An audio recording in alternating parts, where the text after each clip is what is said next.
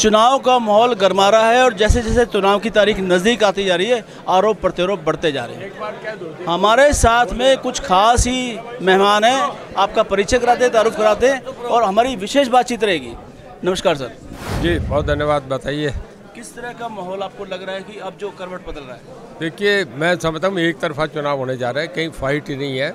मैं गलत बात नहीं कहने का आदी, मैं जो है वही कहूँगा। हम कई बार लोग ये होता है कि जो पार्टी फाइट में होते हैं उसे कहते हैं तीसरे नंबर पे है। ये निश्चित है कि बीजेपी चुनाव जीत रही है, भव्य विष्णु जीत रहे। मार्जिन भी 25,000 से ऊपर है, इससे कम नहीं है। मैं आज कह के जा रहा हूँ। हमारे बाद सेकंड पार्टी कांग्रेस आ रही है। आम आदमी पार्टी बहुत नीचे, हरियाणा में कहीं खाता नहीं। आम आदमी पार्टी इनेलो दोनों की जमानत जब्त होने की बात है और हो सकता है कि आखिर में हालात ऐसे बदल जाएं कि कांग्रेस भी बहुत नीचे चली। बचपन में सुना था 1 और 1 2 होते हैं, यहाँ पर लग रहा है कि 1 और 1 111 हो रहे हैं। एक तरफ भजनलाल परिवार है, दूसरी तरफ बीजेपी है, तीसरी तरफ जजपा है, जननायक जनता पार्टी। ये जो गठबंधन है, क्या हमारे जो चुनाव में विरोधी पार्टियां हैं उनको मुंहतोड़ जवाब देने में सक्षम है? देखिए, मैंने आपसे पहले ही कहा कि हम 25,000 से ऊपर मार्जिन, अब इससे ऊपर कहाँ तक जाए। कुलदीप बिश्नोई कह रहे थे कि 72,000 भजनलाल जी का रिकॉर्ड था, उसे भी तोड़ने का काम करें। देखिए, लोग हैं, मतदाता हैं, कुछ भी कर सकते हैं। जब वोट का एक मूड बन जाए ना, तो फिर तो तूफान होता है। मैं ये समझता हूँ ये इलेक्शन 2 दिन बाद 1 तारीख को माननीय मुख्यमंत्री जा रहे हैं, उस दिन से एक तरफा इलेक्शन हो जाए। जहरीले बाण छोड़े जा रहे हैं। अब बात करें कांग्रेस पार्टी की, तो उनके जो उम्मीदवार हैं जयप्रकाश, वो कहते हैं कि ये कुलदीप बिश्नोई तो कुछ जानता ही नहीं है, ना समझ है। देखिए, हल्की मानसिकता नहीं होनी चाहिए। उम्मीदवार है, राष्ट्रीय पार्टी है जो पूरे देश में राज कर रही है। ये सदा एमएलए रहे हैं, पहले इनके फादर मुख्यमंत्री रहे हैं। जो राजनीतिक परिवार में पलो, उसके लिए ये कहें कि नहीं है कोई, ये कैसे हो सकता है? जिस तरह के आरोप प्रत्यारोप लगते रहे तो उसमें इस हद तक आ गए हैं। वो कहते हैं, हालांकि वो मानते हैं कि भजनलाल जी का जो समय था वो अच्छा समय था, वो अच्छे इंसान थे और उसके बाद में कुलदीप ने उनकी फसल काटी है, वो ये काम नहीं कराए, लोगों के बीच से नदारद रही। देखिए, 1968 से भजनलाल जी यहाँ से बने, एक बार भी वो चुनाव खुद कभी नहीं हारे थे और आज भी उनका अपना बहुत बड़ा वोट बैंक है।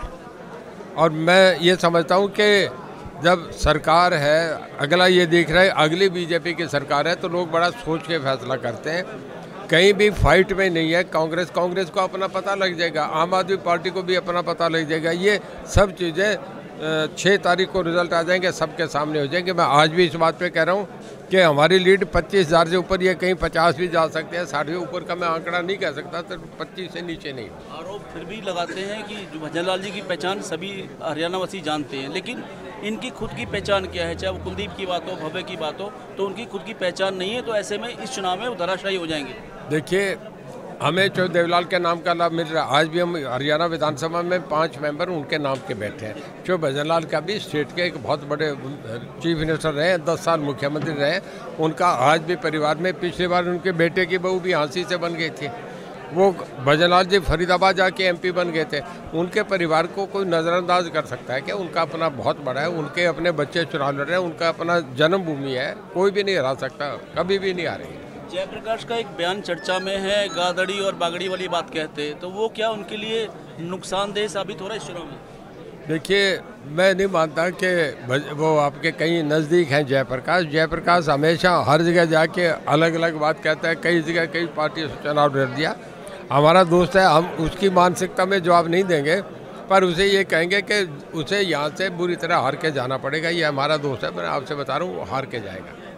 आदमपुर की जनता भजनलाल को धरती पुत्र मान के चली, विकास पुत्र की संज्ञा भी देते हैं, उनके कामों की चर्चा करते हैं। तो ऐसे में एक जो तीसरी पीढ़ी का युवा भव्य विष्णु की हम बात करते हैं, तो उसमें लोग भजनलाल की छवि देखते हैं। तो ऐसे में क्या लगता है, आने वाले जो 2.5 वर्ष बचे, 2 वर्ष बचे हैं इस सरकार के, तो उसमें क्या विकास की गंगा एक बार फिर से बह सकेगी? यही मीडिया था जो उनकी काबिलियत की तारीफ करता था कि एक आदमी एक समाज का एक ही MLA बनता है, पूरे हरियाणा प्रदेश में राज करता है। सब लोगों का कॉन्फिडेंस आता, तभी 10 साल वो मुख्यमंत्री रहे।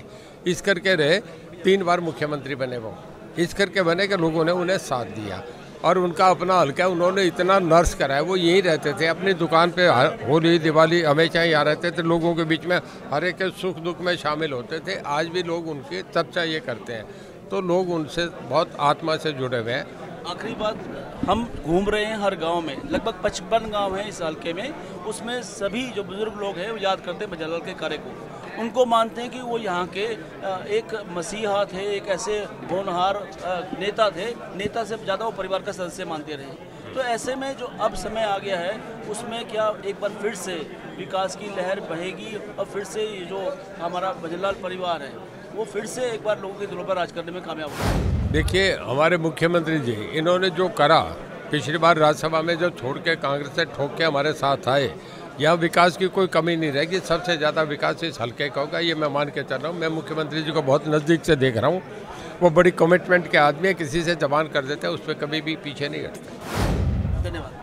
तो ये थे हमारे खास मेहमान जो कि इस चुनाव प्रचार में एक मुख्य भूमिका निभा रहे हैं। गठबंधन की राजनीति का हमेशा ही सुखदायक परिणाम होता है और कई बार नहीं होता है, लेकिन आने वाली 6 नवंबर को जब नतीजे आएंगे तो उम्मीद ये की जानी चाहिए, हालांकि लोग कह रहे हैं कि 6 नवंबर को एक बार फिर से आदमपुर में दिवाली मनेगी और ये दिवाली विकास की नई गाथा लिखेगी, नया अध्याय शुरू करेगी। इसी शुभकामनाओं के साथ आदमपुर न्यूज़ के लिए वीके शर्मा।